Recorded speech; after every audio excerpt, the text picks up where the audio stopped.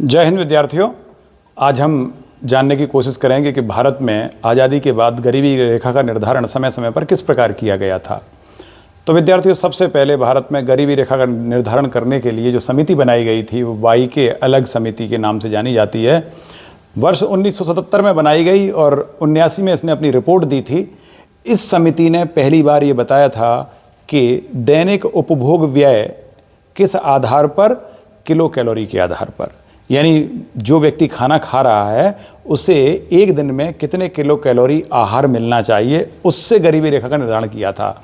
Y के अलग साहब ने कहा कि शहर में 2100 किलो कैलोरी भोजन प्रति व्यक्ति प्रतिदिन मिले और गांव में 2400 किलो कैलोरी भोजन प्रति व्यक्ति प्रतिदिन मिले, तो ऐसा व्यक्ति गरीबी रेखा के नीचे नहीं कहलाएगा। ये मिनिमम लिमिट थी उपभोग की। इतना उपभोग करने के लिए जितना पैसे की जरूरत पड़ती है वो वह व्यक्ति गरीबी रेखा के ऊपर कहलाएगा। यहाँ विद्यार्थियों में एक चीज़ आपको सावधान कर दूं, अक्सर परीक्षा में भोजन के एनर्जी के बारे में प्रश्न पूछा जाता है और वहाँ कैलोरी भी लिखा रहेगा और किलो कैलोरी भी लिखा रहेगा। विद्यार्थियों से प्रायः गलती होती है, वो कैलोरी को निशान लगा के आ जाते हैं, ये गलत हो जाएगा। हमेशा भोजन की एनर्जी किलो कैलोरी में मापी जाती है, न कि कैलोरी में। किलो कैलोरी मतलब 1000 गुना होता है कैलोरी का।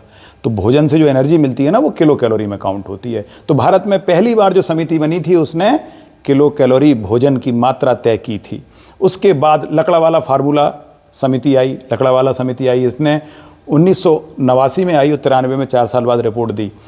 लकड़ावाला समिति ने कहा था कि गाँव में कृषि श्रमिक और शहरों में औद्योगिक श्रमिक, इन दोनों का उपभोक्ता मूल्य सूचकांक निकाल लो कि इन दोनों के द्वारा उपभोग व्यय कितना है, शहरों में औद्योगिक श्रमिकों का और गांव में कृषि श्रमिकों, क्योंकि यही गरीब होते हैं ज़्यादातर।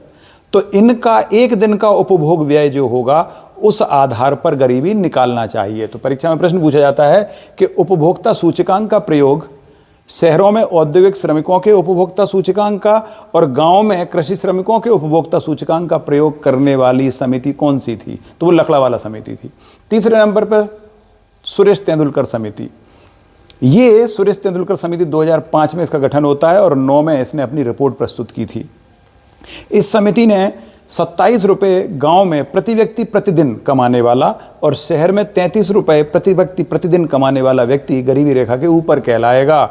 ये गरीबी रेखा की लिमिट बनाई। विद्यार्थियों, ये इतनी कम लिमिट थी कि इसका बहुत ज़्यादा उपहास किया गया, बहुत मजाक उड़ाया गया। बाद में कांग्रेस सरकार ने थक हार कर दोबारा फिर से एक समिति का गठन किया। वो समिति थी केलकर समिति।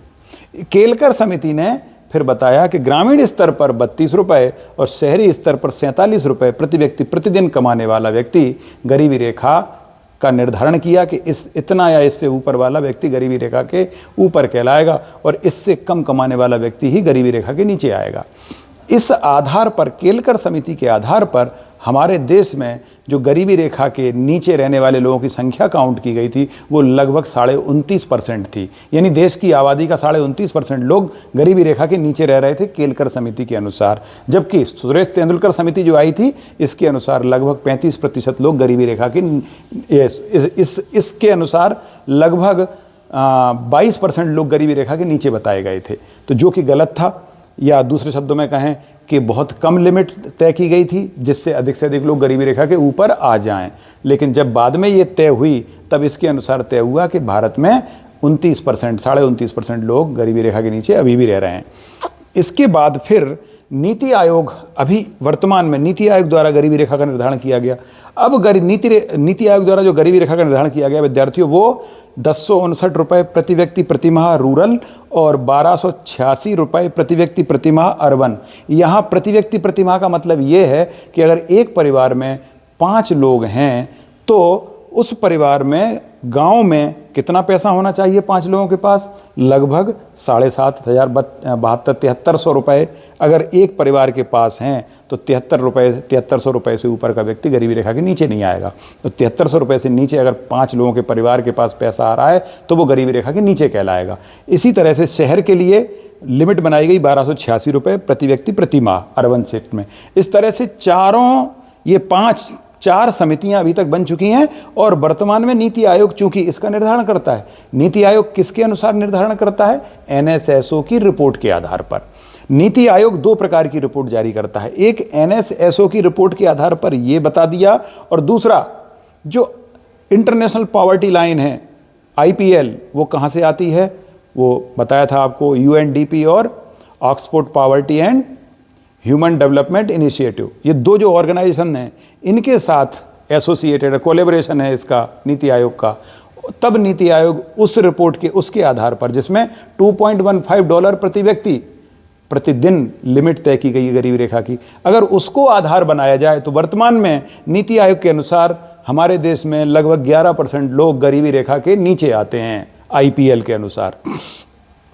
और यहाँ ध्यान रखने वाली बात यह है कि अभी अगर पूरे देश का सिनेरियो देखें तो सबसे ज़्यादा गरीबी हमारे देश में अभी भी कहाँ पाई जाती है विद्यार्थियों? बिहार में।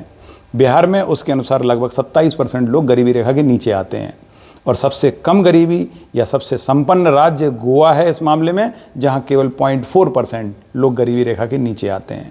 इस तरह से विद्यार्थियों ये गरीबी रेखा का पूरा आकलन है। भारत में गरीबी के बहुत सारे कारण हैं, जैसा कि आप जानते हो सबसे बड़ा कारण है जनसंख्या। अगर जनसंख्या नियंत्रण न किया गया तो हम चाहे कितने भी संसाधन जुटा लें हमेशा कम पड़ते रहेंगे। तो जनसंख्या नियंत्रण पर प्रभावी कदम उठाना बहुत ज़रूरी है। उम्मीद है आने वाले समय में मोदी सरकार सबसे पहला कानून यही लाने जा रही है। तो वह सबसे पहले यूसीसी लागू किया जाएगा, कॉमन यूनिफॉर्म सिविल कोड, और उसके बाद जनसंख्या नियंत्रण नीति लाई जाएगी ताकि सभी समुदायों के साथ समान व्यवहार किया जा सके। चाहे कोई हिंदू हो, मुसलमान हो, क्रिश्चियन हो, सिख हो, सभी के लिए अनिवार्य होगा कि 2 बच्चे से ज़्यादा अगर किसी के हुए तो उस पर दंडात्मक कार्रवाई की जाएगी। विद्यार्थियों, ऐसा किए बिना हिंदुस्तान की पॉपुलेशन को आप किसी भी स्थिति में कंट्रोल नहीं कर सकते। सख्त कानून की आवश्यकता है और होना भी चाहिए, ताकि यही देश हित में है। जो देश हित में है वही काम सबको करना चाहिए, चाहे इसके लिए फिर बुराई ही क्यों ना मोल लेनी पड़े, इसके लिए सबको तैयार रहना चाहिए। राष्ट्र हित सर्वोपरि है, इससे बढ़कर कुछ भी नहीं है।